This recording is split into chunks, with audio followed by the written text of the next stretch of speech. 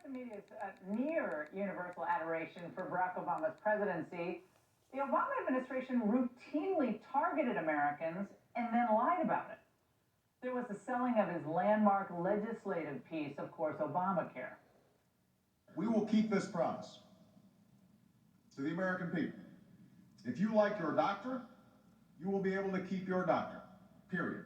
If you like your health care plan, you'll be able to keep your health care plan, period. Okay, they're just vicious lies. Even earning liberal publication PolitiFact's Lie of the Year award. Forgotten about that. Now, there was also the targeting of conservatives by the IRS. Of course, Obama just dismissed that. So far, for most of this year, we've seen an endless parade of distractions and political posturing and phony scandals, and we keep on shifting our attention away from what we should be focused on. And perhaps his most egregious act of deceit. We know that upon learning that the FBI was set to close its investigation into General Flynn after it found no evidence of wrongdoing, Obama suggested finding ways to keep it open. And further, he ordered the continued investigation be kept secret from the incoming president. So consider our surprise when Obama announced he has made the fight against misinformation his new post-presidency calling. With more time on his hands after being dropped by Spotify, perhaps, he took off for Stanford University to deliver a speech on misinformation, a topic he has some experience in. It started out well. I'm pretty close to a First Amendment absolutist. I believe that in most instances, the answer to bad speech is good speech. Oh, yeah, right. It became clear pretty quickly. He doesn't really believe a word of what he just said. It does still nag at me, though.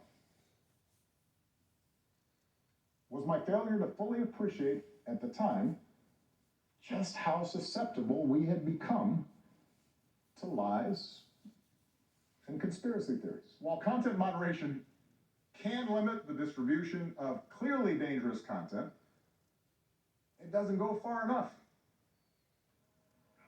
Too much free speech. Joining us now, Dinesh D'Souza, conservative commentator, host of the Dinesh D'Souza podcast, and Ben Domenech, Fox News contributor and editor of The Transom. Dinesh, Obama on disinformation and misinformation.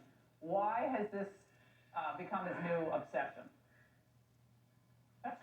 Well, it's this is the artful liar in his full regalia, because Obama is the consummate transmitter of misinformation.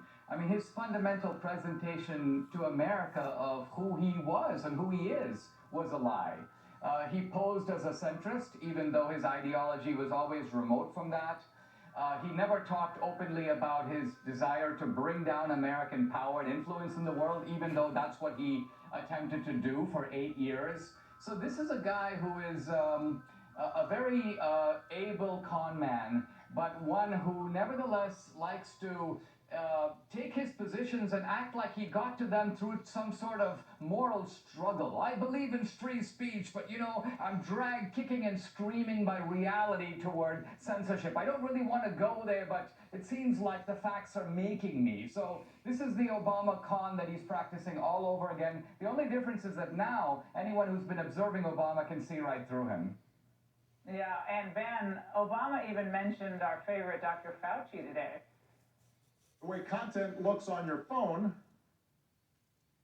as well as the veil of anonymity that platforms provide their users, a lot of times can make it impossible to tell the difference between, say, a peer-reviewed article by Dr. Anthony Fauci and a miracle cure being pitched by a huckster.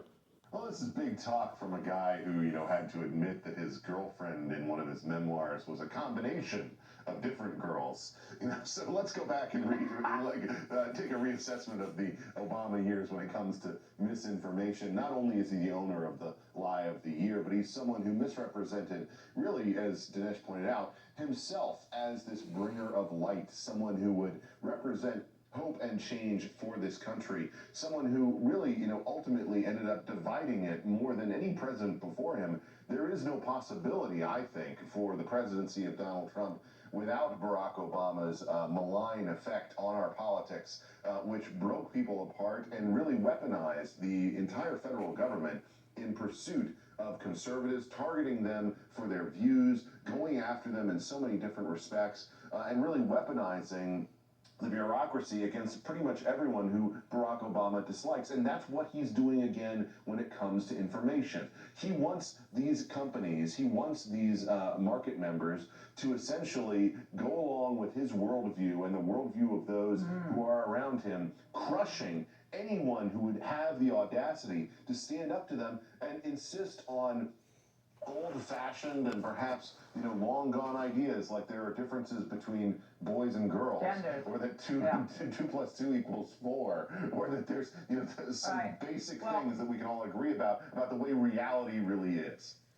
Well, I think what Obama was doing today, Dinesh, is sending a signal to his proxies in social media. Right? I mean, it's always a signal. Okay, we can't do this, but you can do it for us. And this brings me to the whole point about Musk and Twitter. That's a counterbalance, right? The fight for the new ownership, perhaps, of these platforms. And we learned today that Elon Musk has secured $46.5 billion in financing commitments for this Twitter takeover bid. Dinesh, they will stab themselves in the face before they're going to let Elon Musk take this company. I mean, let's think about it. It's one thing to have a Soviet regime or a Cuban regime that hates free speech and hates dissent and hates the media. It's another whole thing to have a communications company, a social media company that is aggressively in the business of censorship and proud of it. So it's not Elon Musk who's the threat here. The threat here is free speech itself. Elon Musk is simply the vehicle for widening the parameters of acceptable speech on Twitter. So they loathe him, they're frightened of him. Of course, he has tremendous weapons of his own, and I'm delighted that here you have a billionaire who is culturally savvy and recognizes the importance of these kinds of social media properties and is willing to put himself on the line, even though he knows that he's going to get a lot of pushback from Twitter and from the left in general. Excellent point. And Ben, I have to get your reaction to the CNN Plus streaming service abruptly ended after a month. That we were joking that it was CNN minus now. Here's a bit of snark from their human potato yesterday. Netflix, more like Notflix. Pretty bad. Most folks still, sometimes for Netflix, most folks still like the content, but they've reached this peak, and maybe the audience for streaming is not as big as Wall Street had banked on. That's really, I think, the story this week with What Netflix. did they think it was? Reevaluation. Well, Ben, Disney's down about 30% from a year ago after their tangle in politics. Now, I mean, the Stelter is like laughing on the grave of supposedly of Netflix because they're down in streaming. CNN minus.